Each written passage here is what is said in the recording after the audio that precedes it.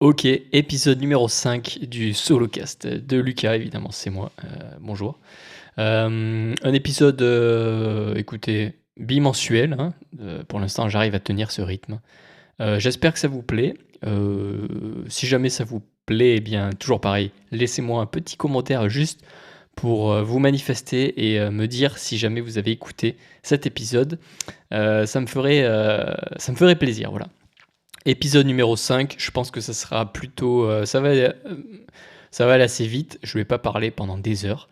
Tout ça pour, en fait, j'ai remarqué, j'ai écouté un podcast où le mec il blablatait pendant 1 heure et tout ça pour, sortir une idée de tout son podcast. Je me suis dit: «Bon, c'est pas vraiment ça que j'ai envie d'écouter, donc j'ai pas envie de faire ç de faire écouter ça aux autres». Alors je vais essayer d'être assez succinct et on va essayer de faire entre 30 et 45 minutes le podcast. C'est un peu à l'opposé, je pense, des podcasts qui pour moi, est une manière d'approfondir certains sujets. Sauf que, là, quand vous êtes seul et bien, soit vous, avez une capacité d'improvisation, exceptionnelle et dans ce cas, vous pouvez emmener les auditeurs un peu partout, là où vous le désirez et vous pouvez leur faire découvrir, davantage de domaines, qui peut potentiellement les passionner qui peuvent pas, pardon, potentiellement les passionner.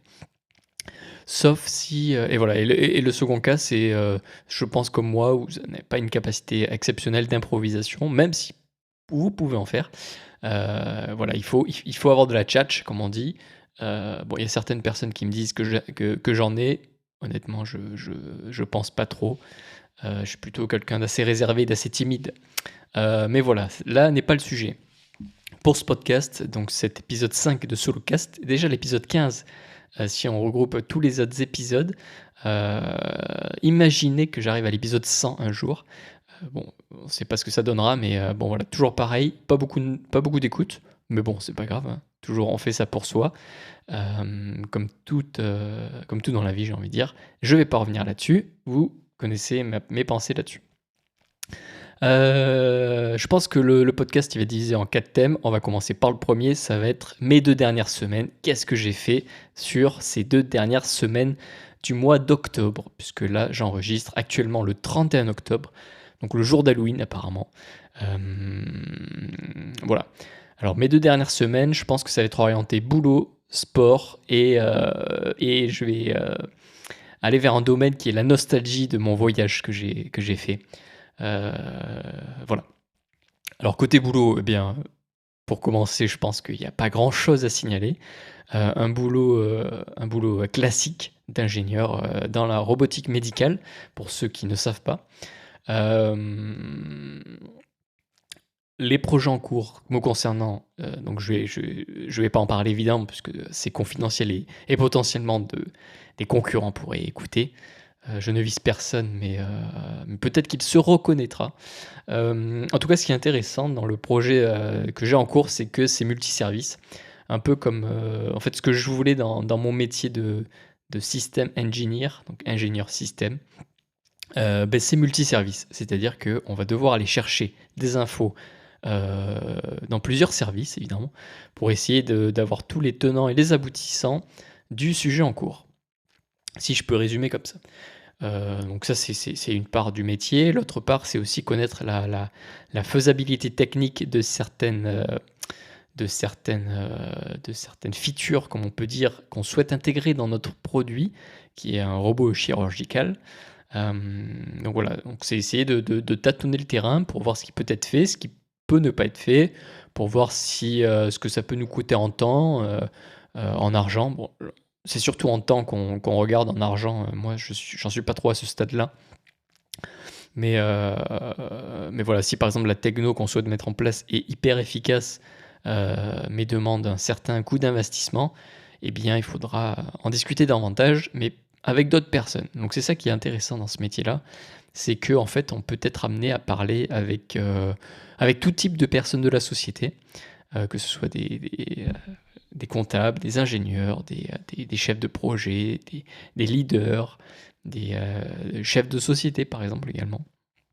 Voilà, donc dans la société dans laquelle je suis, mais en fait, c'est ça qui est assez cool, c'est qu'on est capable de parler avec tout le monde, n'importe où il se trouve dans les hiérarchies, dans la hiérarchie de l'entreprise. Tout le monde est accessible et tout le monde est à même de pouvoir parler de son métier, apporter de la valeur ajoutée dans ses réponses. Donc ça, c'est super intéressant. Voilà. Ça, c'est concernant le boulot, pas grand-chose à signaler, comme j'ai pu vous le dire. Le sport, eh bien écoutez, on continue le sport, on continue la course à pied. J'aimerais alterner avec un peu de vélo. Je pense que c'est ce que je vais faire. Cette semaine, ça a été un petit peu compliqué, j'ai pas trop eu le temps, sachant qu'en plus, il y a le vendredi, là, il y a eu le vendredi, le 1er mai qui a été férié, donc une semaine un petit peu compliquée. Malgré ça, j'ai quand même réussi du coup à courir. Environ, bon, je sais pas encore, la semaine n'est pas encore terminée, donc j'ai pas envie de dire combien de temps j'ai couru. Mais voilà, la reprise continue. Il y a eu un petit souci en début de première, enfin comment dire, en deuxième semaine d'octobre. Je vais vous en parler dans le thème numéro 2 qui est le down en course à pied, donc plutôt la pente descendante en course à pied, qui est arrivé un petit peu plus vite que prévu. Je vous en parlais dans le dernier podcast où j'avais peur que ça arrive, et c'est arrivé. Et je vais vous raconter un petit peu mon ressenti là-dessus. Mais voilà, donc la course à pied, ça continue son cours. Toujours la course plaisir, évidemment. Il n'y a pas encore de programme d'entraînement de fait. J'ai une course la semaine prochaine qui est dans le Gard. Donc on va voir ce que ça donne. On y va vraiment pour tâter le terrain, pour voir notre capacité dans ce genre de course.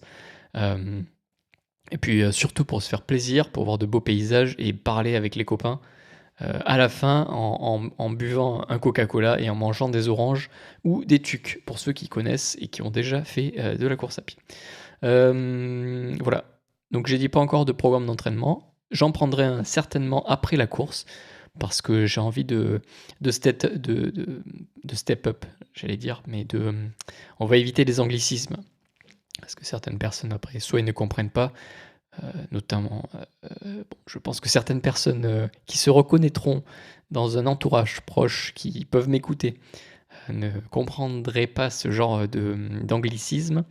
Donc voilà, prendre peut-être un programme d'entraînement payant ou gratuit, je ne sais pas encore, pour essayer d'augmenter mon niveau mon niveau en course à pied tout simplement, et essayer d'aller chercher de plus en plus, être meilleur tout simplement.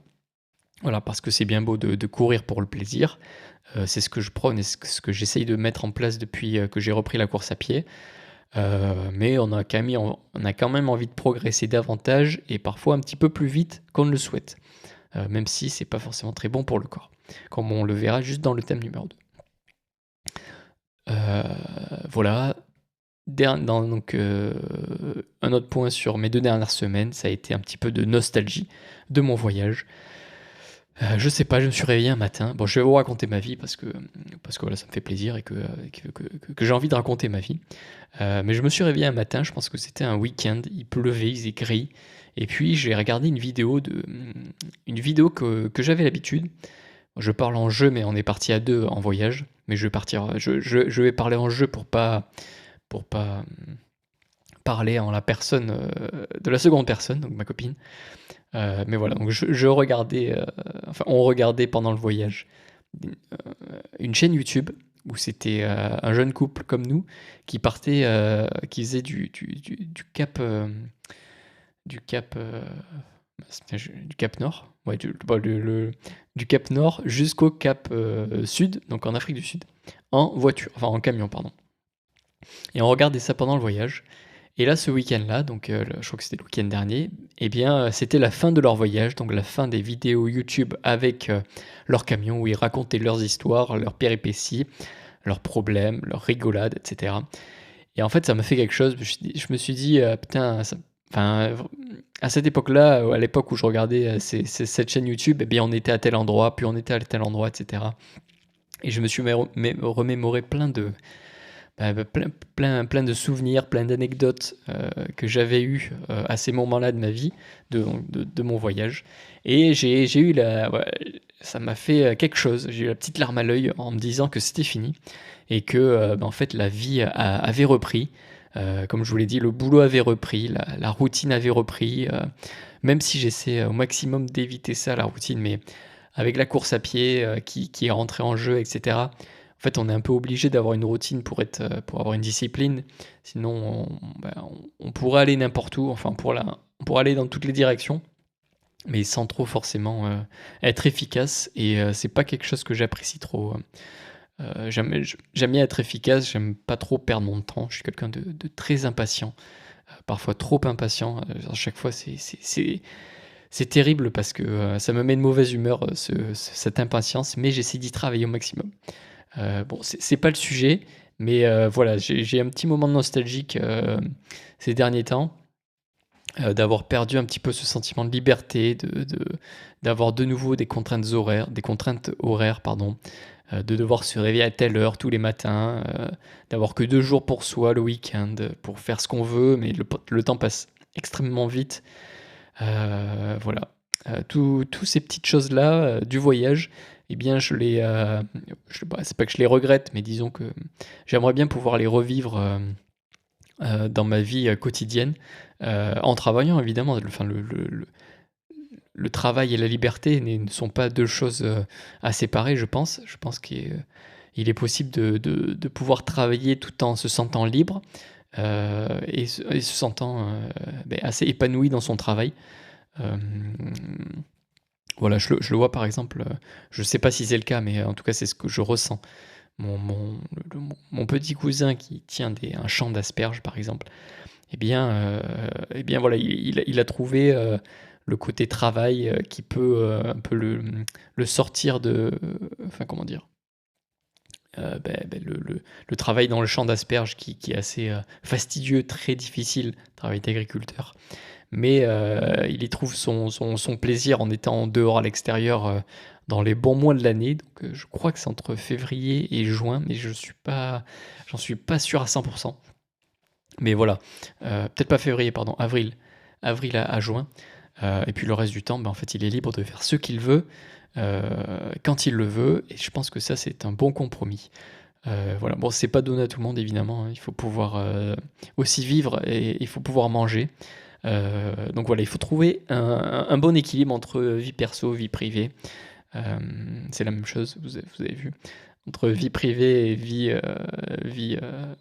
putain, pardon, punaise, entre vie pro et vie perso. Voilà, mais je pense que c'est pas quelque chose qui est impossible. En tout cas, c'est ce que je tends, vers ce attendez, c'est ce que j'aimerais, pour mon futur, proche. Heu voilà. Voilà, la première rubrique est finie. Combien de temps? 13 minutes, incroyable. J'ai essayé d'aller vite. J'ai essayé, bah, c'est pas le but non plus d'aller vite, mais j'ai pas envie de vous perdre non plus dans des blablas qui ne servent pas à grand chose, comme j'ai pu l'entendre, comme je vous l'ai dit dans le début d'épisode. Le thème numéro 2, ça va être, on va parler course à pied. Je suis désolé pour ceux qui m'écoutent et qui se disent qu'encore ils parlent de course à pied. Peut-être que ça ne les intéresse pas. Si ça ne vous intéresse pas, eh bien vous pouvez switcher ce thème-là pour aller directement dans le thème numéro 3, qui est, je sais pas à quelle minute de ce podcast, mais peut-être dans, je sais pas, peut-être un petit quart d'heure ou peut-être 10 minutes. Donc voilà, à 30 minutes de l'épisode, vous allez pouvoir switcher de thème. J'avais voulu mettre vous savez, on peut mettre des timers comme dans les vidéos YouTube. C'est-à-dire à tel moment, il y a un thème, quelque chose qui commence, à tel moment, il y a un autre thème qui commence. Je sais qu'on peut le faire avec Spotify parce que je l'ai vu dans la description de différents épisodes de podcast. Je n'y arrive pas. Alors, je n'ai pas forcément cherché longtemps, mais je pensais que ça allait être plus simple que ça. Et ça ne l'est pas forcément. Ou alors, je suis une bille en nouvelles technologies, même si, voilà. Bon, le thème numéro 2, ça va être le côté, le down. Donc ça va être la pente descendante de la sinusoïde. Donc une sinusoïde, c'est une courbe qui suit, donc c'est une vague. Et parfois on est au top de la vague. Donc là, tout nous réussit. Mais la vague, elle se casse et on descend petit à petit vers le fond de la vague. Alors je pense qu'en surf, ça a un nom, le top de la vague et le bas de la vague. pour ceux qui m'écoutent et qui font du surf, eh bien, vous pouvez me dire. Bon, honnêtement, personne ne me le dira parce que il n'y a pas beaucoup de surfeurs qui m'écoutent. Voilà. Non, voilà, donc le bas de la vague est arrivé plus vite que prévu. Parce que j'ai eu un petit souci au niveau de mon tendon d'Achille gauche. Donc voilà, j'ai trop rien dit, j'ai essayé de prendre sur moi. Et voilà, donc je vais vous expliquer davantage. Et tout ça pour dire que j'avais l'impression que si je vous en ai parlé, si j'en ai parlé, c'est que je savais que ça allait finir par arriver dans un avenir proche. J'ai l'impression que souvent, dès qu'on parle de quelque chose, ou alors dès qu'on se met à parler de quelque chose, c'est que en fait, on y pense assez souvent, peut-être inconsciemment ou peut-être consciemment, mais on y pense et ça finit par arriver parce peut-être on y pense trop. Hein. C'est peut-être ça, le cerveau humain est assez bon là-dedans, c'est que plus on pense à quelque chose, plus ça va arriver. Il y a la loi de Murphy, pardon, qui, il me semble, qui dit que si quelque chose doit arriver, elle arrivera. Donc ça paraît logique, mais voilà, elle peut arriver. Elle peut arriver demain ou elle peut arriver dans 30 ans. Hein. Ça c'est une autre histoire. Mais si elle existe, c'est qu'elle peut arriver. Et voilà, donc si j'en ai parlé, c'est que je savais que ça allait arriver. Et en fait, ce qu'il faut faire, c'est quand vous êtes dans cette période-là, c'est que soit il faut accepter, enfin c'est pas soit, c'est il faut accepter que ça va arriver. Il faut comprendre pourquoi c'est arrivé. Attendez, je vais le faire dans l'ordre. Donc déjà, il faut un petit peu anticiper. Donc on sait que c'est arrivé.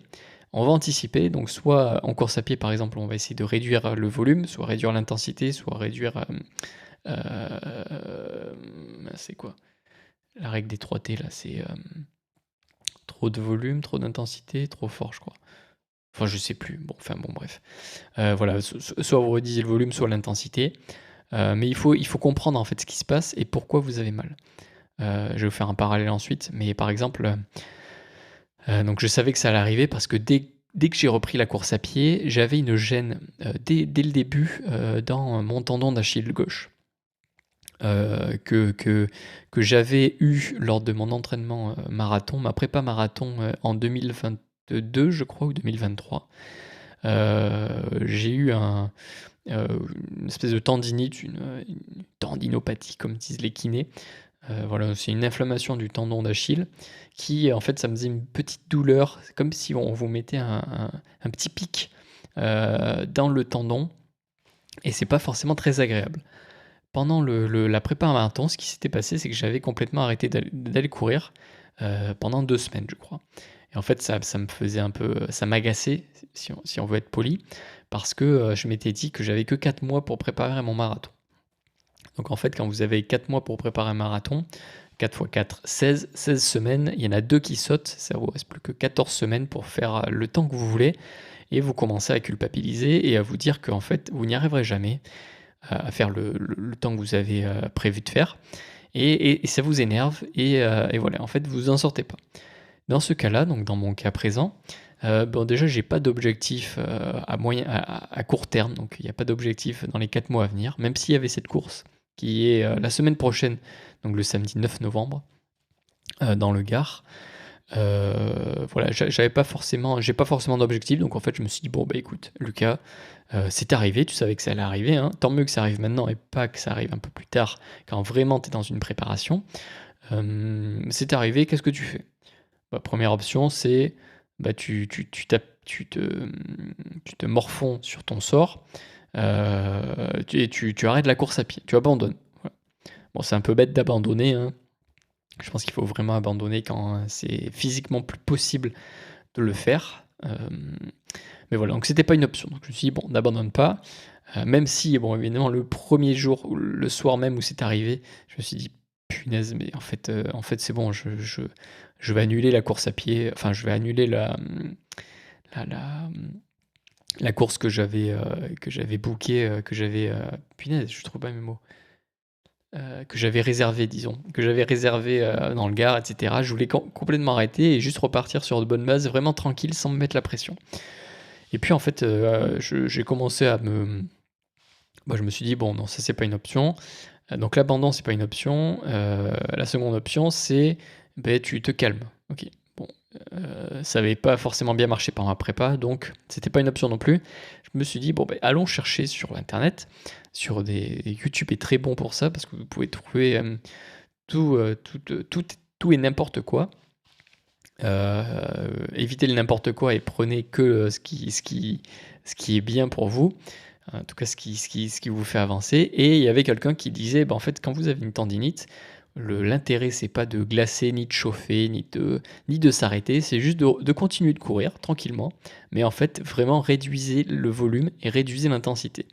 Donc ce que j'ai fait, c'est que le lendemain, même si j'avais mal, je me suis dit, bon, vas-y Lucas, tu te remets à courir, tu mets tes baskets et tu vas courir, voilà, tranquille, un quart d'heure, 20 minutes, mais vraiment à allure très très lente, hein.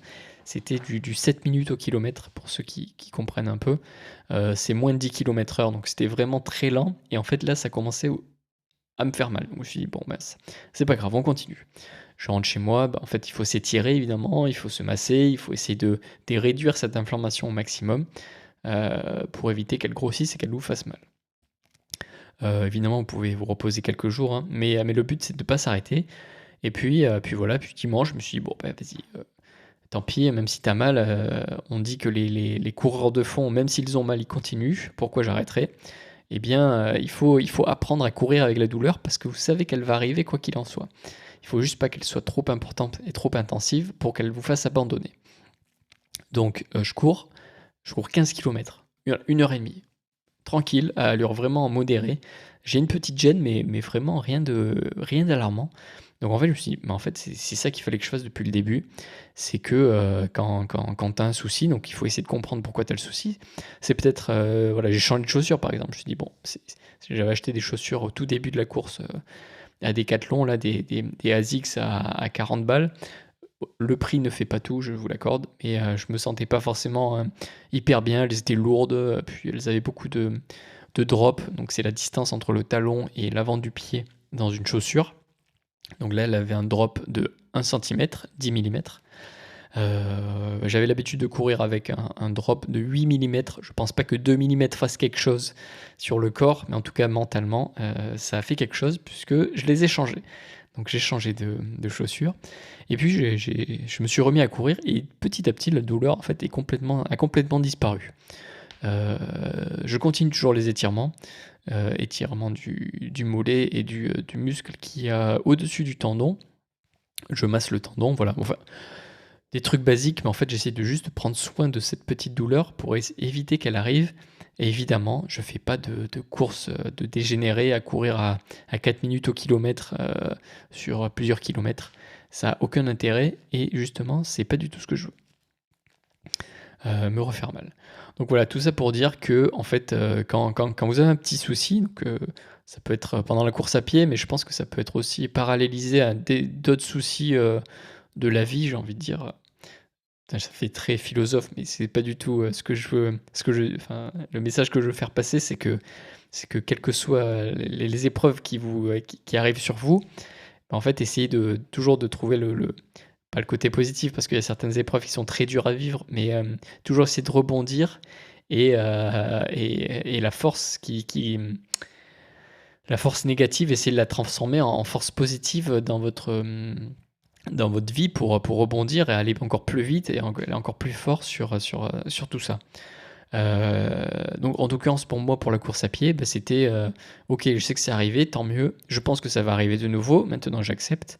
Je sais que quand ça va arriver, bah, il faut tout simplement que je, réduise, le volume, par exemple, que je réduise l'intensité. Même si je dis ça, mais c'est mentalement très compliqué, pour moi en tout cas, de faire ça. Parce que je culpabilise énormément de ne pas aller courir, X kilomètres par semaine. J'ai pas encore On m'a pas encore dit que c'était pas grave s'il y avait pas tant de kilomètres par semaine. Ce qui était peut-être grave, c'était d'alterner un mois sur 2 à courir à fond et puis l'autre mois à s'arrêter et cetera. Ça, c'est peut-être plus grave, mais si vous courez, je sais pas 30 kilomètres la semaine, puis après vous courez, 40 kilomètres, puis 20 kilomètres, c'est pas très grave. L'important c'est que vous vous sentiez bien. Donc voilà, le premier point, c'est mettre une stratégie en place pour essayer de réduire au maximum cette pente descendante. Donc, soit d'avoir une pente plus douce, donc qui arrive moins bas, soit quasiment ne pas avoir de pente. Mais ça n'arrivera jamais. Enfin, je pense. Voilà, il faut pas non plus s'apitoyer sur son sort, hein. Je pense qu'il y a plus grave dans la vie que être blessé au tendon d'Achille. Je pense que c'est pas la mer à boire, comme on dit. Faudrait que je trouve l'expression de le pourquoi de cette expression, parce que je sais même pas comment ça s'écrit, la mer à boire. Donc bon voilà, il faut pas s'apitoyer sur son sort. Il y a plus grave dans la vie que ça. Même si vous êtes arrêté à la limite une semaine, c'est pas très grave. Ne vous faites pas des nœuds au cerveau pour ça. La conclusion de tout ça, c'est qu'en fait, aujourd'hui, j'ai l'impression que ça va quand même beaucoup mieux que les précédentes semaines, avant que j'ai cette petite douleur au tendon d'Achille. Peut-être parce que j'ai fini par l'accepter, je savais que ça allait arriver, ça arrivait. Maintenant, quelle est la suite, je sais pas. J'entends beaucoup de blessures du coureur que j'ai pas forcément envie d'avoir. Donc j'en parle pas. Parce que, comme je vous l'ai dit, quand on en parle, on sait que ça va arriver, donc j'en parle pas. Mais voilà, j'essaie de faire attention.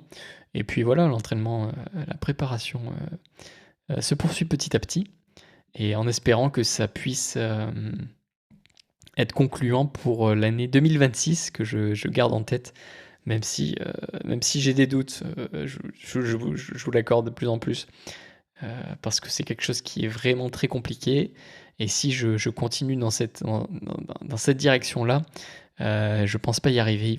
Il va falloir un jour que je trouve un autre chemin, peut-être plus, pas professionnel, mais disons un peu plus strict, pour réussir ce pari fou. Voilà, thème numéro 3. Donc là, ça va être plutôt mon concernant. C'est quelque chose qui n'a rien à voir avec la course à pied. C'est quelque chose qui me frustre un petit peu, parce que en fait, j'ai pas assez de capacité technique pour faire ce que j'ai envie. C'est que, en fait, ça peut-être vous paraître bizarre, mais j'ai trop d'idées, beaucoup trop d'idées de business entre guillemets qui arrivent dans mon petit cerveau. Et en fait, j'ai envie de tout faire, ou au moins j'ai envie de tout essayer. Le problème, c'est que souvent les idées de business que j'ai, c'est via des applications, donc du développement logiciel. Donc c'est soit développement logiciel sur mobile, soit sur du web. Mais en fait, je suis pas du tout développeur, et j'ai un manque de connaissances énorme sur ce sujet-là. Et ça m'énerve parce que je me dis que ça peut être une bonne idée. En tout cas, je me dis que si on n'essaye pas, et si on n'essaye pas de promouvoir ce genre d'application, en fait, on saura jamais si ça marche. Et ça m'énerve, parce que je sais que certaines personnes sont dans la capacité de développer très vite des petites idées, et moi j'en suis incapable. Surtout, en fait, j'ai de moins en moins de temps à consacrer pour ça. Alors, pour ceux qui savent, tout est une question de priorité. Donc, si votre priorité, c'est de développer votre business, en fait, vous allez faire en sorte de tout faire pour le développer. Donc, vous allez mettre de côté toutes les choses qui peuvent être inutiles. Par exemple, je sais pas, ça peut être la course à pied, par exemple. Voilà. Moi, ma priorité, en fait, c'est pas le développement d'applications, c'est la course à pied. Donc, en fait, voilà, il faut réussir à trouver ce juste milieu. Mais ça m'énerve parce que c'est frustrant. Je dis pas que les idées sont bonnes, hein, parce que je pense que la plupart des idées sont pas mauvaises, mais disons qu'elles ont besoin d'être travaillées. Mais voilà, je me dis, il faudrait réussir à avoir tu vois, typiquement ça, une idée d'application. Je sais pas, c'est avoir une banque d'idées que n'importe qui peut déposer sur une plateforme. Et puis d'autres personnes peuvent soit noter l'idée, soit essayer d'apporter, je sais pas, apporter des éléments complémentaires à l'idée, potentiellement trouver des personnes qui peuvent développer cette idée, ou voilà, essayer d'avoir une banque d'idées qui peut être évaluée de 0 à 10 par exemple, avec différents critères. Ça peut être je sais pas, le logiciel fait tout seul un benchmark, donc comment dire? Le logiciel va regarder s'il n'existe pas déjà ce genre d'idée ailleurs. Si ça existe, bah, voir ce qui peut se faire. Enfin voilà, essayer d'avoir tout un écosystème à travers, ces idées-là. Quels seraient, par exemple, les potentiels clients? Combien ça peut coûter? Quel serait potentiellement le délai de développement de cette idée-là en version alpha? Bon voilà, plein d'idées comme ça. Je me dis que ça pourrait être intéressant pour, bah, pour certaines personnes comme moi qui ont cette frustration de ne pas pouvoir, mettre en application toutes ces idées. Voilà, je sais pas si ça arrive qu'à moi ce genre de truc, mais en fait, j'ai envie de faire plein de choses et le temps ne me le permet pas. Ça, c'est un autre sujet aussi, que je vais pas parler enfin, que je vais pas parler dans ce podcast, mais ma grande frustration, c'est la peur de manquer de temps dans ma vie pour faire les choses que j'ai envie. Donc c'est pour ça que d'ailleurs que pour ceux qui se demandent peut-être pourquoi je fais tout ça, c'est que j'ai peur de passer à quelque chose, de passer à côté de quelque chose de ma vie. Donc j'essaie au maximum de la mettre à profit pour moi, pour ma famille, pour mes amis, pour les gens qui m'entourent, pour voilà. Euh, mais c'est un autre sujet. Peut-être que je pourrais faire un épisode hors série sur tout ça. Et je pourrais peut-être revenir sur ma rencontre avec le chef Etchebest, comment ça s'est passé, sur le passage de mon CAP cuisine, pourquoi j'avais envie de faire un CAP cuisine, enfin voilà. Plein de sujets comme ça. Ça pourrait peut-être être intéressant. J'y réfléchirai. Il faudrait quand même que j'écrive un petit script pour pas partir dans tous les sens et pour bien cibler les idées que je souhaite aborder et donner aux autres, enfin apporter à ceux qui m'écoutent. Le thème numéro 4, déjà, ça fait combien de temps là? Ça fait 31 minutes, c'est parfait. Peut-être qu'on va arriver à 40 minutes avec le thème numéro 3. Ça va être la lecture du moment. Je vous en ai parlé dans le précédent podcast, mais je ne l'avais pas terminé. C'est le livre de Christopher McDougall. Il s'appelle Born to Run. Donc c'est mon petit cousin qui me l'a envoyé parce que c'est un très grand coureur de fond qui a d'ailleurs fait une course à Carcassonne là, de plus de 150 km. Donc bravo à lui, c'était très impressionnant. Et puis on pouvait le voir en plus en direct, le petit point avancé sur une carte pour voir où est-ce qu'il en était et essayer de l'encourager au maximum mentalement, hein, évidemment. Mais voilà, donc Born to Run, c'est un livre qui parle de la rencontre d'un peuple mexicain d'Amérique du Sud qui en fait sont nés pour courir, comme le nom l'indique, Born to Run, donc nés pour courir, qui courent sans cesse, et en fait ils courent, tout simplement ils courent pour le plaisir de courir, pour partager des émotions ensemble, pour se réunir, pour faire la fête, pour évidemment aller chercher ce dont ils ont besoin pour vivre aussi. Mais voilà, c'est un mix entre un roman, un documentaire, un peu une leçon de vie aussi sur plein d'aspects, notamment la capacité de résistance à l'effort. Il y a une phrase qui est dite, c'est un peu banal, hein, ça va être si tu souffres, c'est que tu es vivant. C'est un peu banal, mais le contexte du livre en fait fait que ça nous parle et qu'on arrive à s'y plonger assez facilement. C'est un très beau livre qu'on peut lire et relire si jamais vous le voulez. Surtout la fin qui parle principalement d'une course avec justement ce peuple de Mexicains qui rencontre le peuple américain, européen. Et en fait, ils se rendent compte que...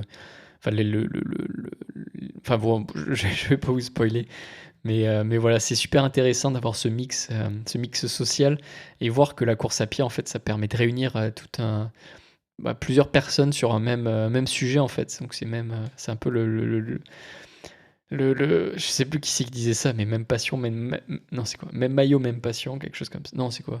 Différents maillots, même passion. Oh, je sais plus, Mais voilà, la course, c'est intéressant pour ça. C'est pour ça que je le fais aussi. C'est parce que j'ai envie déjà, bon, j'ai envie de courir pour moi, mais j'ai surtout envie de partager ce genre d'émotion. Je l'avais déjà dit dans le podcast précédent, je crois, mais pour moi, la course, c'est vraiment, courir seul, c'est bien parce que ça permet d'être avec soi-même et de réfléchir à ce qu'on veut. D'ailleurs, il y a une phrase, une citation dans le livre qui dit que si tu cours 4 heures sans avoir de réponse à tes questions, c'est que, bah, c'est qu'en fait, tu les auras jamais toute ta vie, quoi. Donc voilà, je trouve que c'est un bon parallèle, avec ceux qui peuvent se poser, plein de questions, qui trouvent pas de réponse. Essayez d'aller courir pendant 4 heures dans la difficulté où vous allez être à bout de votre vie, et puis vous allez vous dire que la vie, en fait, est quand même belle pour être elle est belle et elle est faite pour être vécue, comme on dit. Mais voilà, je pense pour moi, c'est assez important de partager tout ça. Courir seul, c'est bien. Courir à plusieurs, je trouve ça encore mieux. Partager un bon repas, une bonne bouteille de vin à la fin de la course et débriefer euh, autour d'une bonne bouffe. Pardon pour les mots vulgaires. Mais voilà, partager tout ça avec les gens qu'on apprécie. Et ben, je trouve que c'est le meilleur moyen. En tout cas, c'est le moyen qui me rend le plus heureux. Voilà. Bon, finalement, on va pas atteindre les 40 minutes, c'est pas grave. Ça fait 36 minutes. J'ai fini d'aborder les 4 thèmes de mon podcast. J'espère que ça vous a plu, encore une fois. Pour ceux qui l'écoutent en courant, eh bien, désolé, vous allez écouter ça que pendant 36 minutes. Je m'en excuse. Il va falloir que vous switchiez sur un autre podcast. J'en ai pas forcément à vous recommander. Continuez d'écouter. Si, il y a le dernier épisode de Génération Do It Yourself là qui s'appelle. Je sais plus comment il s'appelle. C'est avec le fondateur d'un jeu vidéo qui s'appelle Sandbox. Mince, j'ai oublié son nom. Mais c'est assez intéressant. Le gars vous parle. Si vous êtes un geek, eh bien vous allez reconnaître certains mots comme le farming, comme WoW, comme World of Warcraft, comme bon voilà, il y a plein de petits termes comme ça qui font écho, qui ont fait écho à ma jeunesse de gamer.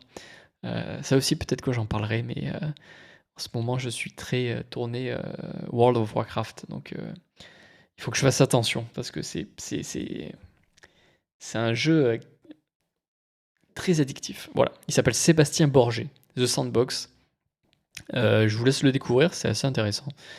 Sur ce, je vous laisse avec l'autre podcast qui va s'enchaîner, je pense, si jamais vous écoutez en liste d'attente.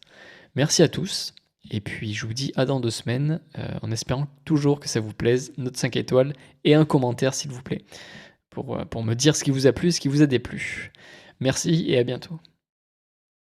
Ouais, c'était un peu brutal. Merci beaucoup et à bientôt.